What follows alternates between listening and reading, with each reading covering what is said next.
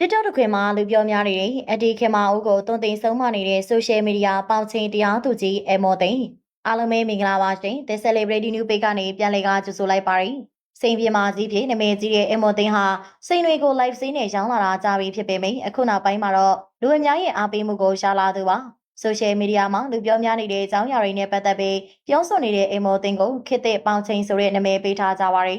နေသမီးလေးရဲ့ကိစ္စမှာလည်းအမော်တင်ကအားသာသွားတဲ့ပြင်ဒီတစ်ခါမှလည်း TikTok မှာအမြင်မသိတော်ရာတွေလုပ်နေတဲ့အန်တီခင်မာဦးကိုဆုံးမနေပြီဖြစ်ပါတယ်။နေပြည်တော်မှာနေထိုင်နေဒေါခင်မာဦးဆိုတဲ့မျိုးသမီးဟာအသက်50ကျော်ရွယ်ရှိနေပြီဖြစ်ပြီးတော့သမီးတယောက်တည်းရှိနေပေမဲ့သူ့ရဲ့ပြစ်မှုတွေကတော့ပြောစရာဖြစ်နေတာကြောင့်ဝေဖန်နေကြပါတယ်။သမီးဖြစ်သူကအရွယ်ရောက်နေတဲ့အချိန်ထိဒေါခင်မာဦးရဲ့ဝါသနာကတော့တားမရပါဘူး။အိမ်မှာဘယ်သူမှမရှိတဲ့အချိန်မှာခနာကိုသားပေးတဲ့ပြစ်မှုတွေနဲ့ TikTok ဆော့နေလို့မြင်ရောက်သူတွေကမသိတော့ကြောင်းပြောကြပါတယ်။အခြားသောအန်ဒီတွေလည်း TikTok စောကြပေမဲ့ဒေါခင်မာဦးကတော့ခနာကိုမမြင့်မြင်အောင်ဖော်တက်တာကိုသတိထားမိကြပါတယ်။ရေချိုရင်းနဲ့လည်း TikTok စောသလိုနိုင်ရေးလိုက်ပို့တာကိုတောင်မှအလွန်မပေးတဲ့အထိ TikTok မှာဝါသနာကြီးသူဖြစ်ပါတယ်။ငယ်စဉ်ကတော့လှပနံလောက်တဲ့ DND ကြီးဟာ TikTok ပေါ်လာတဲ့အချိန်မှာငိုရှိုးနေတဲ့နုပညာဗီဇာကထွက်ပေါ်လာပြီး TikTok ဆယ်လီဖြစ်ဖို့စူးစမ်းနေကြတာပါ။ follower 6သိန်းကျော်ရှိတဲ့ဒီမျိုးသမီးကြီးကိုအခြားသူတွေကအမြင်မသိတော့ကြောင်းပြောကြတဲ့ပြင်ဒီလိုပြုမှုတွေကြောင့်လည်းဘေးတွေ့မှာကိုစိုးရင်ကြပါတယ်။လေကားလေရန်တွေပေါ်မှာထိုင်ပြီးတော့လေTikTok ဆော်ရပြင်သူ့ရဲ့မူရာတွေကတော့မြင်ရသူကိုလည်း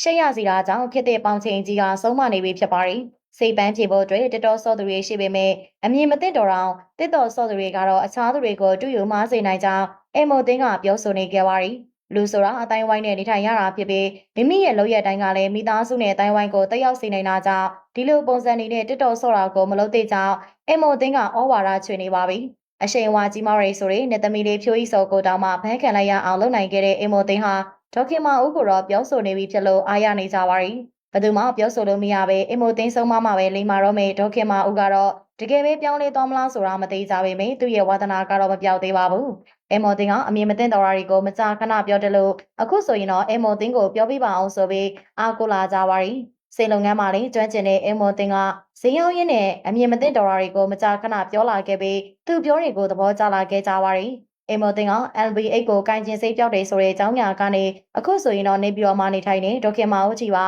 ဩစာလမ်းမိုးလာခဲ့ပါပြီ။အမော်တင်ကမသိတော်ရာတွေကိုပြောနေပေမဲ့ဈေးရောက်ကောင်းကျင်လို့လူပြောများတဲ့အကြောင်းတွေကိုရွေးပြောသူဖြစ်လဲပြောခံနေရပါတယ်။ဒါပေမဲ့အမော်တင်ကတော့ဒီနှစ်ထဲမှာအားပေးသူတွေများလာပြီးခစ်ပြိုင်ဆယ်လီတွေရဲ့အထက်မှာရောက်နေသူပါ။ TikTok ပေါ်မှာအမြင်မသိတော်ရာတွေကိုလုံနေတဲ့အမျိုးသမီးကြီးကိုဆုံးမနေတဲ့အမော်တင်ပြောတဲ့စကားတွေကတကယ်ရောမှန်ကြရဲ့လားဆိုတာကွန်မန့်မှာအမြင်လေးတွေကိုပြောခဲ့ပေးပါအောင်ရှင်။ကြည့်ရှုအားပေးကြတဲ့အတွက်လည်းအားလုံးကိုကျေးဇူးတင်ပါတယ်။နောက်နေ့ဒီမှာလည်းစိတ်ဝင်စားစရာကောင်းတဲ့အကြောင်းအရာတွေနဲ့တူပြန်လာခဲ့ပါအောင်မယ်ရှင်။